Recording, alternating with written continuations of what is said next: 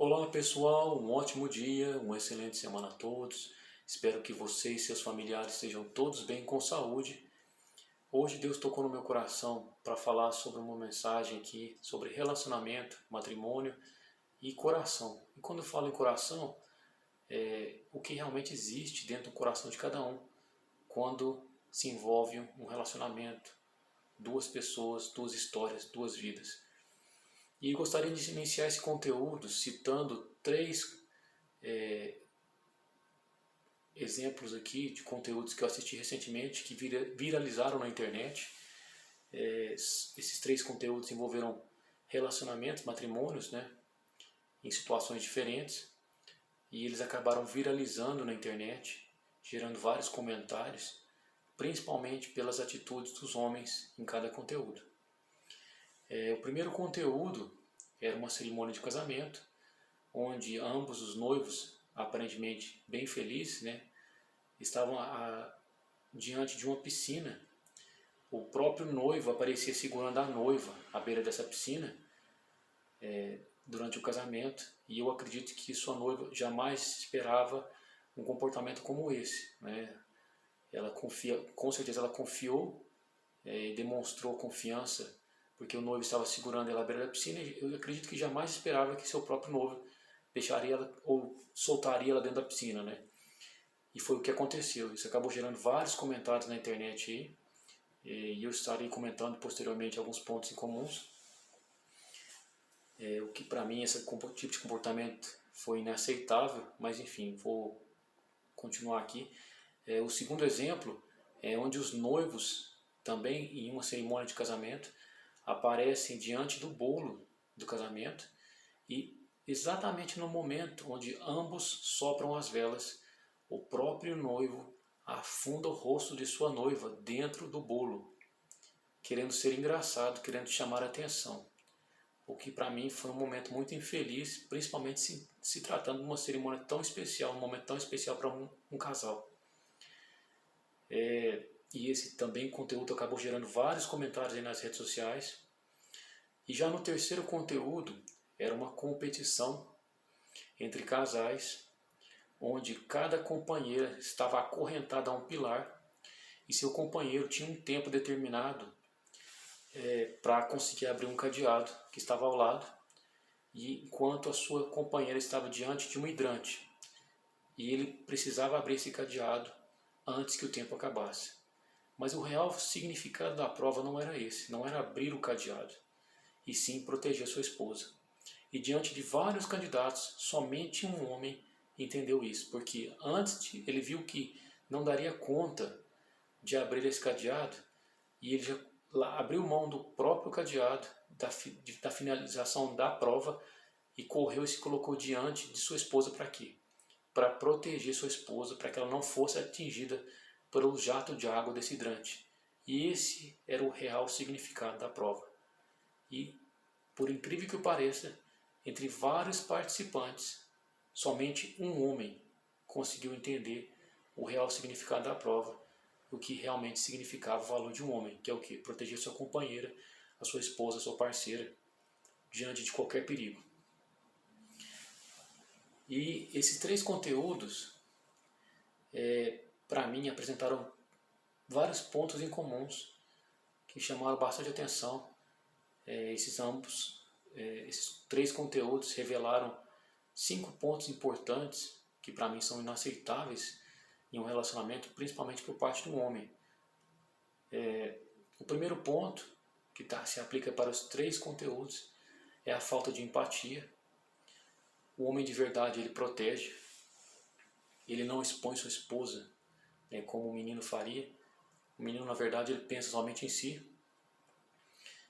Nos três conteúdos, eles não se colocaram no lugar de sua companheira, da noiva, acabaram passando por vergonha, né? Tanto no primeiro caso, onde o próprio noivo deixou a noiva praticamente cair na piscina, soltou ela, na verdade, né, porque ela confiou nele. Já no segundo exemplo, onde os noivos estão diante do bolo, o próprio noivo afundou o rosto de sua esposa dentro do bolo, achando-se engraçado, né? E acabou constrangendo a sua própria companheira. E no terceiro ponto também, o terceiro conteúdo, os homens não se colocaram no lugar de sua esposa, né? Por mais que eles não conseguissem terminar essa prova, a intenção era proteger sua companheira. Não foi o que aconteceu. O segundo ponto é a vontade de aparecer, que se aplica no primeiro conteúdo e no segundo conteúdo. Ambos queriam ser engraçados, né? Se destacar usando a própria esposa, a dignidade de sua mulher, com quem haviam acabado de casar. Para mim isso foi inaceitável, tanto no primeiro exemplo, principalmente no primeiro quanto no segundo exemplo, que acabaram expondo suas próprias companheiras a momentos que não tinham necessidade de acontecer isso. O terceiro ponto é o despreparo para o casamento. E isso se aplica para os três exemplos, tanto no exemplo da piscina, quanto no exemplo do bolo do casamento, quanto no exemplo da competição. Casamento é uma aliança, é um compromisso, é um momento sagrado. Por mais que possa existir momentos engraçados, divertidos, mas tem que haver consentimento de ambos, e não só de uma parte. Casamento não é piada, e muito menos palco para poder usar pessoas, né, ou constranger seu companheiro ou sua companheira. Quem não entende isso não sabe o que está prestes a começar. O quarto ponto é a falta de responsabilidade, a falta de proteção. Isso aplica aos três casos, tanto da piscina, quanto do bolo, quanto da competição. Poderiam ter machucado suas companheiras, né? Eles foram inconsequentes em relação às suas atitudes. A função do homem, na verdade, é proteger sua companheira e não expor ela a momentos de perigo ou momentos de constrangimento. E o quinto e último ponto é a exposição pública. Um homem, ele honra sua esposa, ele elogia em público.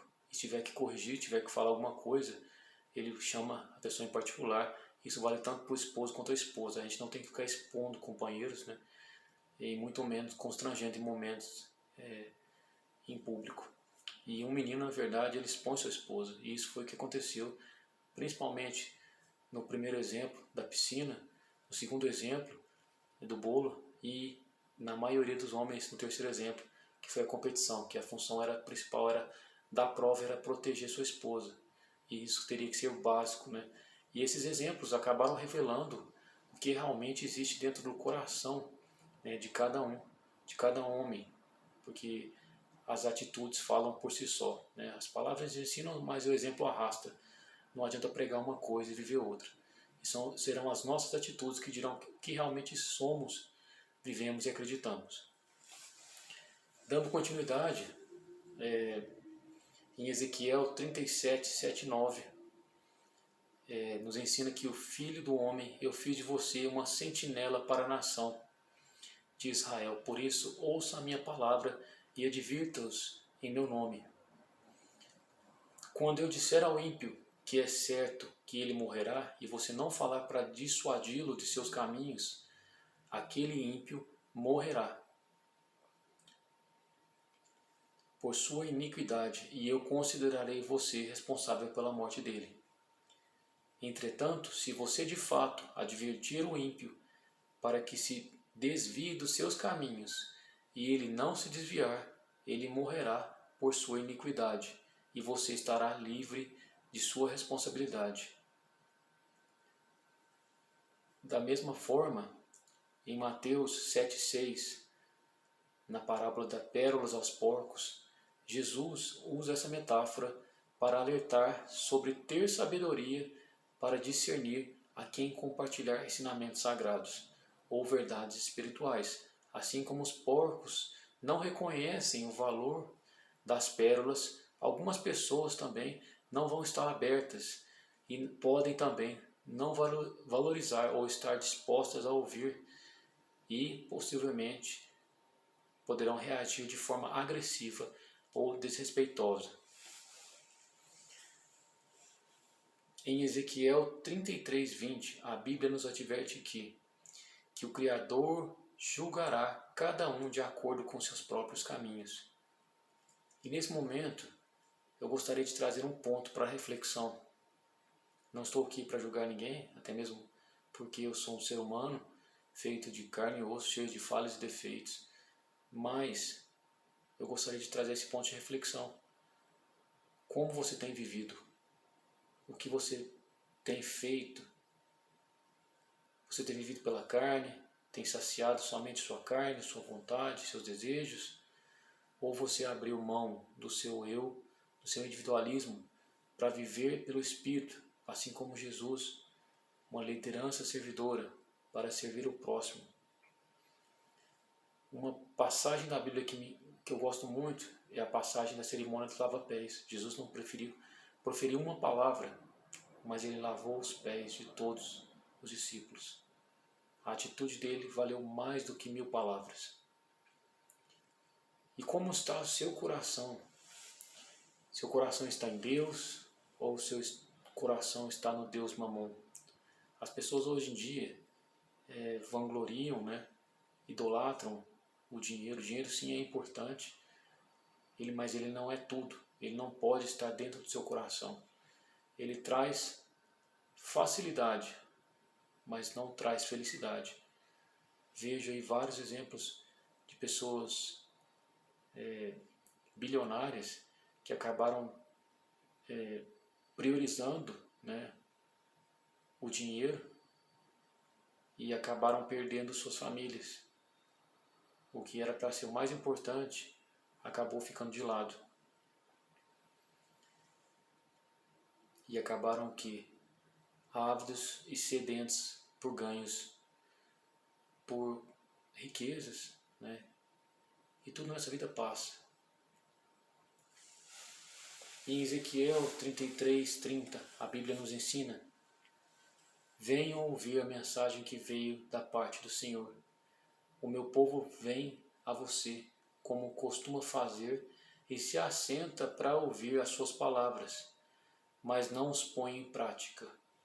Com a boca expressam devoção, mas o coração deles está ávido de ganhos injustos. De fato, para eles você não é nada mais que um cantor que entoa cânticos de amor com uma bela voz e que sabe tocar um instrumento, pois eles ouvem as suas palavras, mas não as põem em prática. Quando tudo isso acontecer, e certamente acontecerá, eles saberão que um profeta esteve no meio deles. Em João 4:7, a Bíblia nos ensina: amados, amemos uns aos outros, pois o amor procede de Deus. Aquele que ama é nascido de Deus e conhece a Deus. Da mesma forma, em João 3:18, nos explica que a consciência do amor nos permite discernir quem nos ama e quem amamos de fato. Filhinhos, não amemos só com palavras e de boca, mas com ações e de verdade. É preciso que a consciência do amor esteja ativada em nossos corações. Em João 2,15 nos adverte para que não ameis o mundo, nem as coisas que há no mundo. Se alguém ama o mundo, o amor do Pai não está nele, porque tudo que há no mundo, a concupiscência da carne e dos olhos, e a soberba da vida não é do Pai, mas é do mundo. Da mesma forma, em Ezequiel 34:2-4, ensina como deve ser a conduta dos pastores em relação às suas ovelhas. Ai dos pastores de Israel que só cuidam de si mesmo. Acaso os pastores não deveriam cuidar do seu rebanho? Vocês não fortaleceram o fraco, nem curaram o doente, nem enfaixaram a ferida. Vocês não trouxeram de volta as desviadas e nem procuraram as perdidas. Vocês têm dominado sobre elas com dureza e brutalidade. E fica aqui a mensagem que a igreja ela possa ser o corpo de Cristo, ser menos tribunal e mais hospital para curar, amar, receber. Essa é a simples mensagem de hoje. Espero que essa mensagem possa tocar em seu coração. Deus abençoe, um ótimo dia, uma excelente semana. Paz, saúde e prosperidade a todos.